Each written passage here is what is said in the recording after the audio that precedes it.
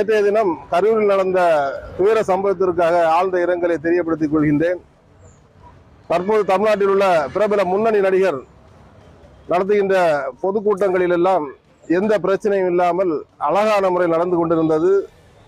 ஆனால் தமிழக அரசு ஒரு பிரபல முன்னணி நடிகருக்கு மக்கள் கூட்டம் ஏராளமாக இருக்கும் என்பதனை மறந்து சின்ன சின்ன இடங்களை ஒதுக்கி அதில் பல பிரச்சனைகளை உருவாக்க திட்டமிட்டுள்ளதாக ஒரு சந்தேகத்தை பொதுமக்கள் ஏற்படுத்துகின்றனர். அது மட்டுமில்லாமல் நேற்றைக்கு கரூரில் திடீரென நடந்த ஒரு கூட்டத்தில் ஏராளமான மக்கள் 30க்கும் மேற்பட்ட மக்கள் இறந்திருக்கின்றார்கள். இதனை மக்கள் எப்படி பார்க்கின்றார்கள் சொன்னால் ஒரு சந்தேக கண்ணாக பார்க்கின்றார்கள்.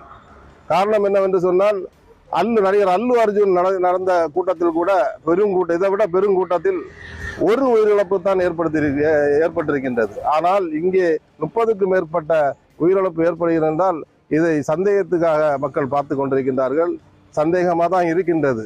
இதனை உடனடியாக மத்திய அரசு தலையிட்டு மத்திய அரசும் தமிழக அரசும் தலையிட்டு சிபிஐ விசாரணைக்கு கொடுக்க வேண்டும் என வலியுறுத்தி கேட்டுக்கொள்கின்றேன்.